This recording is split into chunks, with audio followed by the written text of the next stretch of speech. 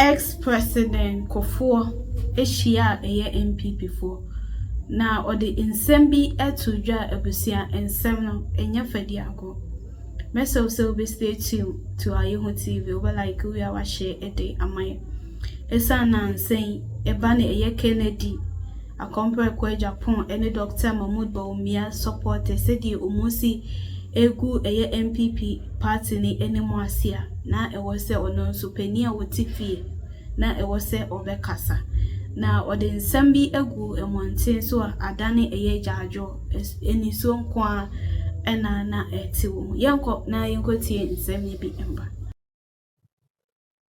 We are democratic. We uphold common humanity. So, and democracy really doesn't go in for tribe or religion or gender. It's the individual. One man, one vote. And if we want power, we want to present a person who would be convincing to the generality of the electorate. Can this man we are presenting help solve problems for the community at large, so the benefit spreads across the board for all? We look at that this way. If we tell the truth to ourselves, we may see that the way we've been brushed by our opponents from way back. Oh, you are a tribal party. Oh, these days we are including even religion. You do that, and it comes from our mouths, then I tell you, we are perpetuating sometimes bitter solutions, but they were genuine solutions. The soldiers under Champon came to remove us. And I was put in Asherford prison. I stayed there for 1 year, 3 months, not being accused. I'm telling you, so the youth, when you complain these days, you must know it happened before, long before you were born. You must help yourselves. You are the majority now. I'm having to tell you, we lost power 79 as we learned from Professor Kwe. Why? Because along the way, we found that even as we all subscribe to democracy, we tended to be too individualistic. Egos were so big. Everybody would go and look into his mirror and think that is perhaps superior or better than the next man. You see, a party must be united. We must be reconciled. But if we go in with swollen egos, I'm this, I'm entitled, it's my turn. If you say that to yourself, the next man would also tell that to himself, or the next woman. So where do we get the unity? And without the unity, how can you call yourself a party? Democracy is one man, one vote. Most of you lawyers, doctors, engineers, professionals, these days we are all becoming Europeans. Monogamy. You and your wife, you live in a fine bungalow, perhaps with just a child or two. The laborer outside there at your gate may have 2, 3 wives, perhaps 10 children. When it's time to go and vote, and you haven't won the support, the trust of the... Who would win? It's common sense. Kukrudu! Please, it's a very sad situation we are in now, and this is why I've chosen... I was invited to come and launch. I'm launching. The physical launch perhaps would be performed by another, but I'm using this occasion to tell the truth as I see it to all of us. This disease of high individualism, me-tooism, was what led to our losing 79 election. We must tell the truth to ourselves. We lost 79 when you consider the ballot. First round, President Liman, and Liman was a good man. I had the opportunity to work with him in the 69, 72 government. I was deputy foreign minister, and he was a foreign officer. I met him, good man, but he wasn't a practicing politician. He was a professional civil servant. he became, if you like, president by chance. 79, his party, PNP, was looking for a candidate. Their choice was late Mr. Igala. But Igala had been disqualified by a commission of inquiry. So he turned around and picked this young man, well-educated, Dr. Liman. Just like that, and PNP accepted Liman. So into the elections, nobody knew Liman much around the country. But because that party was so united, and PNP, united like a fist in a glove, and us, the PFP, UNC, we had split ourselves, believing that we were so good, the people of Ghana would see our goodness and give it to us. We were not organized. Rather, we were tearing at each other, destroying each other, telling all sorts of things about each other, assuming Ghanaians were not listening or watching. So when we cast the vote that year, to our surprise, Liman came first, got 600 and something. Victor Osu, the PFP candidate, got 500 and something.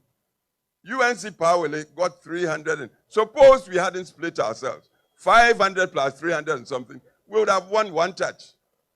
But once Liman got the lead into the second round, again, the way we hate ourselves. Before we knew, most of our people in UNC had gone to support Liman, even against our candidate, Victor Osu. That's how we lost it. I tell you, because we did that, we disappointed our country, Ghana, so much. That was how, may he rest in peace, Rawlings managed to succeed with the attempted coup and came to sit on Ghana for 19 long years, traumatizing the country. So sometimes when people are blaming, quietly I blame our tradition, our party. I'm not so much the tradition as the personalities in our party. We tend to be too self-centered.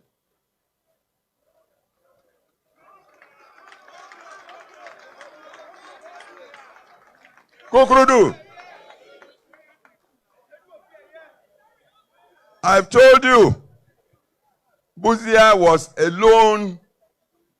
very lone member of the then parliament in the 1950s. The Northern People's Party came to that house. Buzia was there before the NPP came. I think NPP came in 54.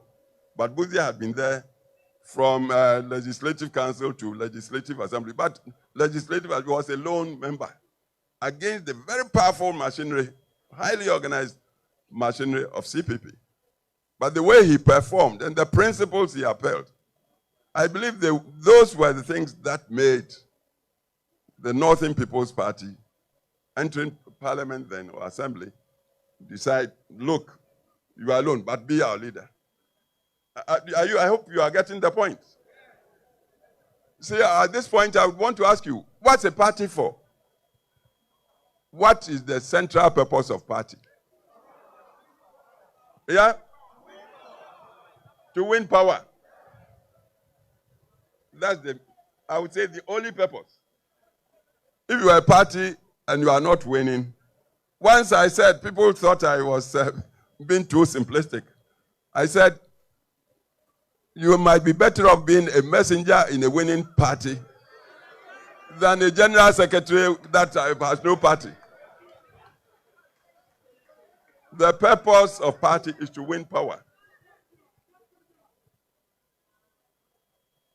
We don't seem to want to learn. Please. We happen to be living in times. See, when I went to Parliament in 1969, the population of Ghana was just 10 million people. The whole Ghana. 10 million. As we speak now, population has moved to almost 40 million. I'm sure it might be even more. Full of youngsters who may not know anything of traditions. We are talking democracy. We are talking rule of law, accountable governance. We are talking private sector. Because we believe in wealth creation. Not because we are greedy. No. Without wealth, you may have the finest ideas. You can't implement the ideas. That's why we respect the private sector. We want to encourage the private sector to come into its own. If we have Ghanaian billionaires and they become billionaires legitimately, what's wrong with it? That's how the world moves. We believe in these things. But then, with all these ideas, where is the organization? See, to organize in current times, you must strategize. Your opponent, I remember they built a headquarters and said they were opening a school. They come from a tradition of organization. The first president of Ghana told his followers, organization decides all. Organization. Drilling people like into soldiers, military. So they take organization very seriously. They may not have a good message, but if they are united and they have got propaganda, they've got propaganda. They would make falsehood seem truth. You may have all the ideas, but you are not organized. Everybody is boss.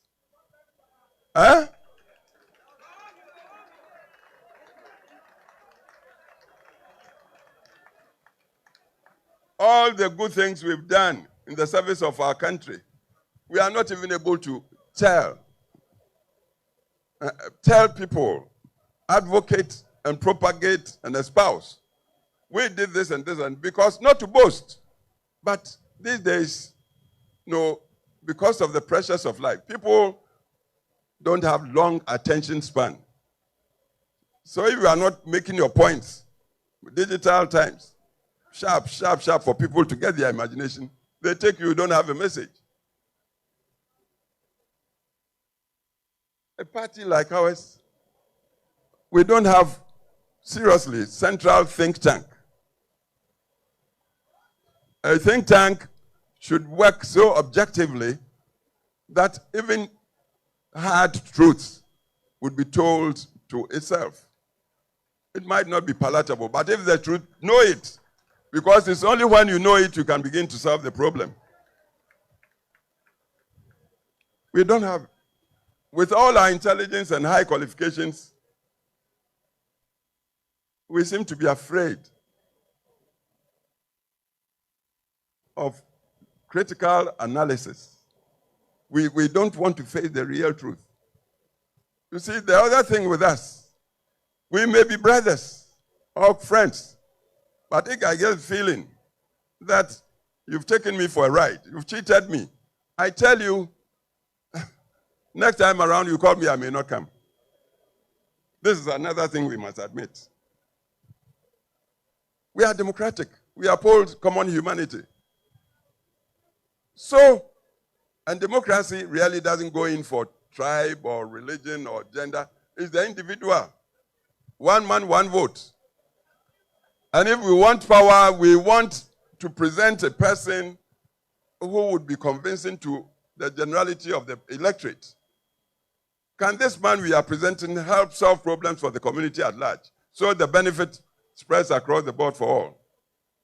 We look at that this way. If we tell the truth to ourselves, we may see that the way we've been brushed by our opponents from way back. Oh, you are a tribal party. Oh, these days we are including even religion. You do that, and it comes from our mouths, then I tell you, we are perpetuating.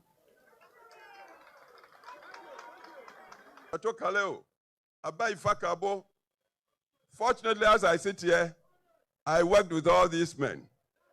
I was in my 20s when I joined them. The only one I didn't have the benefit, privilege to work with was J.B. Dankwa himself. Because I came back to Ghana as a young lawyer, 1965, January. The very next month, February 65, Dr. Dankwa died in prison, detention prison. Prison detention in Sawam, apparently died on the floor. He hadn't been accused. He hadn't been found guilty. But the man persisted till his dying breath that it was humanity he would support. That's why he talked democracy. He's a martyr. He died a martyr. Buzia continued in that. I worked with Buzia because when PP came to power, 69, I was 30 years old.